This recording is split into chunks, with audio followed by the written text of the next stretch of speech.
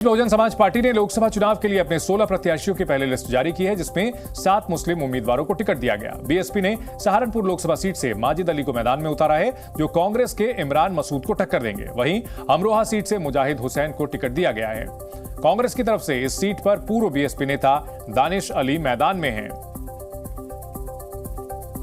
जी media संवाददाता विशाल रघुवंशी हमारे साथ जुड़ चुके हैं। विशाल, अगर बीएसपी की लिस्ट पर ध्यान दें तो 7 मुस्लिम उम्मीदवार हैं, क्या इससे निष्कर्ष निकाला जाए?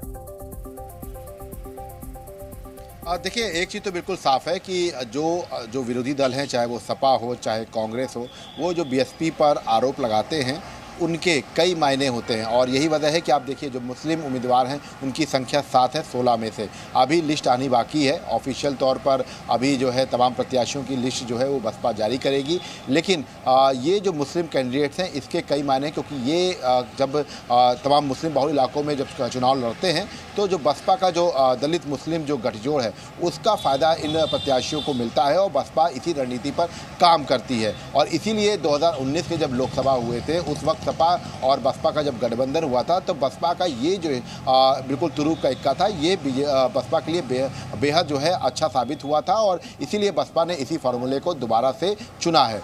अब चूंकि देखिए, कांग्रेस लगातार प्रत्याशियों की घोषणा कर रही है। अजय राय को चुनावी मैदान में उतार दिया गया है प्रधानमंत्री के सामने। इसके साथ साथ अगर हम बात करें, दानिश जो है उनको जो है टिकट दे दिया गया है। देवरिया से अखिलेश प्रताप सिंह को टिकट दे दिया गया है। तो अब उत्तर प्रदेश को लेकर जो स्थितियाँ जो अभी तक संशय में बनी हुई थी वो अब धीरे धीरे स्पष्ट हो रही हैं। और बसपा अब इसीलिए जब कांग्रेस का टिकट घोषित हो गया तब आज बसपा ने अपना ऑफिशियली जो प्रेस नोट है वो जारी किया 16 कैंडिडेट्स का, और अब अपने उम्मीदवारों को ये स्पष्ट कह दिया कि अब आप लोग तैयारी करिए। और ये एक मैसेज है कि कहीं पर जाट उतारा है तो कहीं पर मुस्लिम। विशाल, ऐसी भी खबरें आ रही थी कि महागठबंधन की ओर से जो मुस्लिम बहुल सीटों पर उम्मीदवार उतारे गए हैं उसको लेकर के थोड़ी नाराजगी भी देखने को मिल रही थी। कहीं ना कहीं इसका फायदा बीएसपी के उम्मीदवारों को मिल सकता है।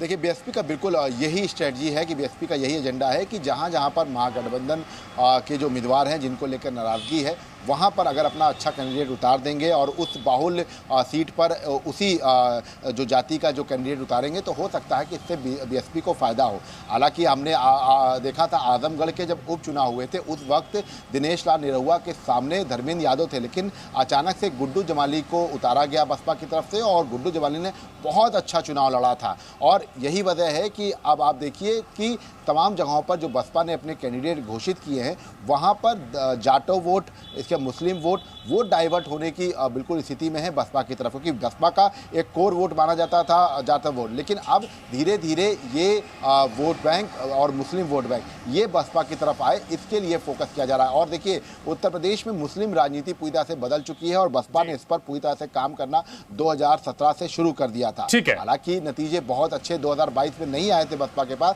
लेकिन अभी भी ये प्रयोग बसपा करता हुआ नजर आ रहा है। ठीक है। जी न्यूज़।